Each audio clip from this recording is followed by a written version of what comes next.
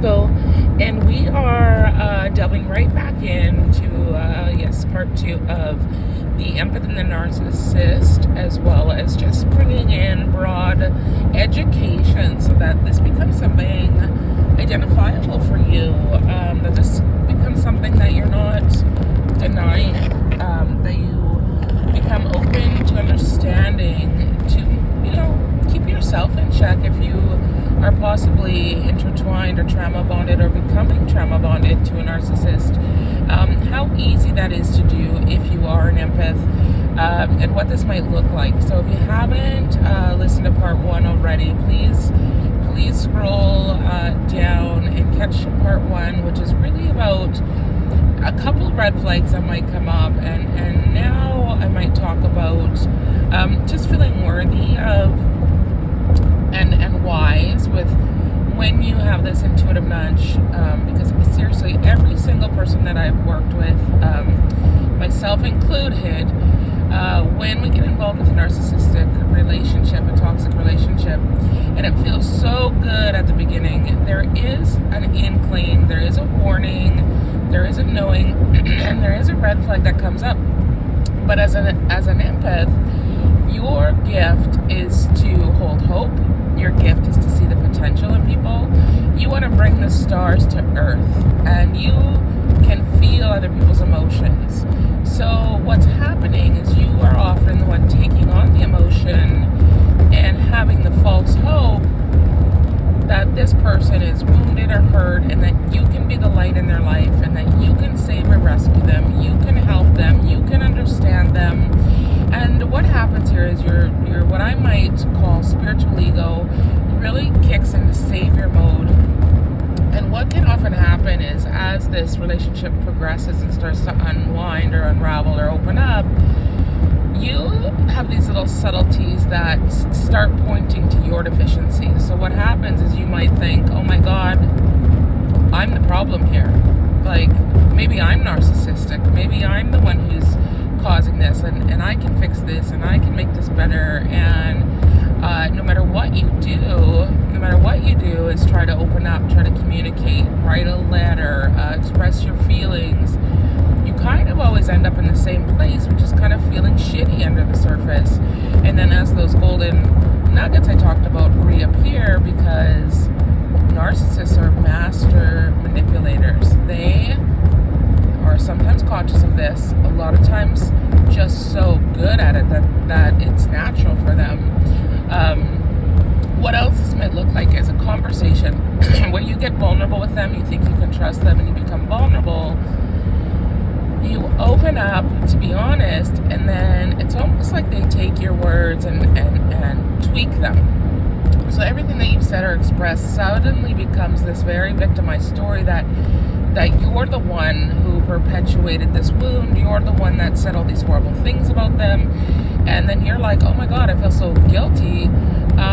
And then when you look back or think about what you said, you're like, that's actually not even close to the story that I was talking to you about, or I was expressing to you. So this can also come under gaslighting, which is very typical of narcissists.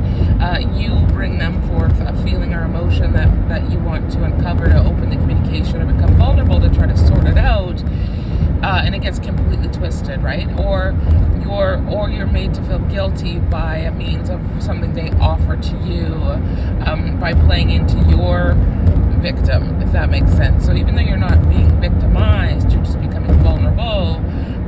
There's a really bizarre kind of reality where their story becomes tweaked in their mind about what you said to them. And so those are other red flags to watch for, but this is usually later on in the relationship. And so I thought, well, because this is the middle portion of this kind of session and this recording, I kind of wanted to jump into some of the deeper stuff, but I do want to kind of recap, as I had to stop and turn off the alarms. I just thought it was so funny, the timing of that, as a perfect example. As here I am driving on the highway, I can see clearly what's in front of me, I know there's a curve around the road, the alarm bells are going off, I can ignore them and keep going. So I go back to my own personal experience and the realization of having, narcissistic traded energies in my family and whatnot, and in various relationships, of course, that have showed up in my life. A lot of times it's like, oh my God, I thought I was the problem. And if you're an empath, that will be your go-to. It's like, I'm always you're going to be the one working on yourself all the time, right? Like you're journaling, you're seeing the person, you're hiring the coach, you're doing the inner work, and you offer that to someone else, right? Like, let's do this together, let's figure this out. No, I'm okay. I'm not the one who needs help. This is you. So whenever there's a trauma bond, which, do your research on this. I'm not going to get into trauma bonds a ton. I'm kind of just really going to go general because there's so many experts out there that I do suggest you get on YouTube. That's the beauty of YouTube. Look into trauma bonding. If you're in the beginning stages of a narcissistic relationship, you're not going to be ready to do that most likely because you're not going to be in the fire deep enough. And I suggest that if you're listening to this and you've already checked off some of the boxes, keep in mind that at this point in your journey, you do have a choice. And if you don't have the worth to listen and you stay in this, it's probably going to be in 6 months, 8 months, 10 months, a year, 2 years, 3 years that you come back and listen to this or decide to do the research, and then it's going to make a lot more sense. But what I suggest is that if you're listening to this in the preliminary stages, is that you can get out now. And I wish and pray that, even though in truth I don't have loads of regrets in my life because I think it's a waste of energy, if I could turn back the clock and decide to listen to the wisdom, decide to listen to the prompts and the warning and the bells, you're damn right I would have stopped the car and turned off the button, turned off the relationship. But what I needed to do was heal myself in this process. So if you feel that there's a wounded part of self where you've had some legitimate abandonment or perhaps narcissistic parents, rejection themes, and that you're playing the empath in your relationship or in your life, don't be scared to dig in, because there probably is some work for you to do, for sure. But you don't need to be trauma bonded to somebody who's not capable, able, or willing to show up and heal alongside of you. Does that make sense? As an empath, you will have the ability, and I did this, and the only way that I can really explain this is sharing the story with you so that you can see what can happen, because it's a perfect little description of what an empath and a narcissist energy can do. And I am going to talk about this somewhat from an energy perspective, and then we'll go back into kind of the bare bones of the textbook conversation. So when this person and I came in contact, unfortunately, it was through what started as a very playful, innocent, and honestly fun communication where we kind of flirted back and forth on Facebook. And it was very clear that we were kind of flirting and communicating with each other. And as a truther that I am, I kind of just jumped right in and thought, oh my God, this is so fun and mischievous and cute. And then it got really ugly really fast, and I'm not going to go into huge detail about that, but essentially, because I'm a psychic empath and a feeler, and I know so much about energy, and I wanted to read this person, I wanted to connect with this person, and he was being super protective, and at the time was just like, I want you to see me, but I don't want you to see me, and I'm going to just push you out, but I'm going to play the game. And so this went on for a long time, and at one point I had a bathtub, and I just invited this person in energetically. And because I felt a strong connection, a very strong connection to this person, I know we had a lot of history energetically. And there was always a strong chemistry, but a warning sign with the chemistry. In essence, what I did was consciously took on his energy so that I could see and perceive it. Mostly this would happen subconsciously, but I was like, I want to feel you and see you. And what I can tell you that happened was kind of terrifying in retrospect. If you understand the energy body or the chakra system, you might understand that as we look into the energy body, what happened was as I invited this energy in, I can feel and explain to you that what happened was almost like a latching on. It's like all of the energy centers of this person came right into my auric field, and I consciously was like, let me see and feel you. And when that happened, oh my God, when I got out of the bathtub, I was like, who am I right now? I could feel the rage, I could feel the confusion, the frustration, the absolute sense of trying to control. So this is one thing about a narcissist in retrospect now. There's a massive control drama. They feel out of control and are trying to control so many dynamics in their life. Taking on that energy, I was like, I felt very responsible at the time that it was my job to shift it. I also felt so connected to this person that I truly believed I could, and I know to some level I did. I am not recommending this, okay? I'm not telling you that this is a good idea. I'm telling you to run for your life. If you are feeling and sensing the emotions or the feelings of this person and trying to resurrect, heal, clear, or redesign any aspect of them, okay? You cannot change a narcissist. You can't. Can a narcissist be changed? I've asked Spirit. I got a really simple answer. Basically was no.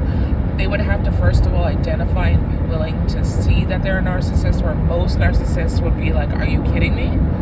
They would have no idea or awareness of this. They would be totally in denial of it, and they would be quite offended that perhaps you were labeling them as this. Whereas you talk to a professional or a seer, it is so obvious when this dynamic is in front of you that it's undeniable. So, as an empath, you are forgiving, you are loving, you are full of hope, you are full of, I can see your potential. Let's bring the stars to the earth, and we're going to believe in change, because change happens. And they love that about you. They're like, thank you for being so insanely loving and comfortable with who I am, and for seeing the truthful me, and oh my God, you're the most incredible person that's ever come into my life, and you know, you're my angel, whatever.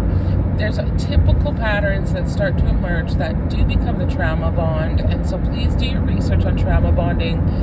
If you have a trauma bond from a parent or a relationship from your childhood or your youth, or a recent relationship, then I talked about this a little bit in a post recently, that you will be almost like marked as a victim to narcissists. So you might be very susceptible to attracting them because you think you can call them out. You're like, I know these traits so well. And if you're a truther, which you probably are as an empath, you would be more inclined to call them out than appease the behavior. You might be, hey, you're doing this and it's not cool, you know, or hey, you're acting this way and it's not cool. And they really don't care. Again, it's the lack of ability that no matter what you tell them, and no matter what you're saying to them, it always goes back to you're the problem. So a lot of times, as they really know you well or get to know you better, they start to learn your soft spots. They start to learn how to get in there. And so what this might look like, 8, 10, 12 months into the relationship. And I've seen this energetically, and it's terrifying. And psychologists would call this a trauma bond. In energy, what this would look like is, if you can imagine this bright, joyful, happy, romantic solar plexus of you shining your divine light, your divine power, your divine healing. And with time, if you can imagine these kind of tentacle-like energies, one just becomes this little sensor that feels quite innocent and playful, and you're just tickling each other a little bit, and it's fun, and it's enjoying, and you're swept off your feet, and you're being love bombed a little bit, and you're being appreciated, acknowledged, you're being seen, you're being romanticized. And if this is like a parent or something, that looks like, them trying to make an effort to love and nurture you. And then suddenly that another tentacle, suddenly you got like 8 tentacles up in your solar plexus, and they are anchored inside. So everything that you start to do is to please them, to give them attention, to honor their emotions, to take care of them, to understand them, and possibly and very likely to take on their pain or feel responsible for the pain that they have toward you, because you're always the problem. With time, the control mechanism feels like a tug of war, that you can't win, that everything's a competition, that, as you're trying to be kind and lovely and show up and help and assist and take on their emotions and really feel them, something happens with a power dynamic where you're actually left either feeling drained, confused, misread, mistrusted, and then you go in to do the eternal work. And I said eternal, which is funny because what I wanted to say was internal, but sometimes these can feel eternal. So when we look at this at a spiritual perspective, we have often had various lifetimes with these people where we have been hurt and harmed by them, manipulated and abused by them, often murdered by them. One that I've seen too is back in the day when we had royal roles. It was a sense of you were my maid, you were my slave, you were my sex slave, you were my wife, you were my spouse, and that's the role that we have often played. And so we have these perpetual programs and habits that they definitely expect us to live up to, and we've often reincarnated with them to say, you know, I'm not here for this in this dimension, in this time. I am not here to hold you, to fix you, to support you, to play out this game with you. But you're actually here with me now to teach me a boundary, to teach me that possibly you're not able to change, you know. And so I'm stopping to get gas, and we're going into the 20-minute mark. So this is perfect timing as we fuel back up with the uncomfortable truth that sometimes we have to stop and pull over to turn off the alarm bells and really assess the situation. And other times we need to realize that we're being drained and we're being controlled and manipulated. And as much as we have a positive intent to assist, to help, and to unconditionally love someone, if they're draining us and you are seriously coming to a place or in a place or have been in a place where you have appeased that need and you have shown up and now you're getting drained and you're realizing it, how can you stop and see where these tentacles might sit within you so that you can try your very best to cauterize them, to clear them, to heal what might be broken within yourself? Why do you think you need to show up and help this person?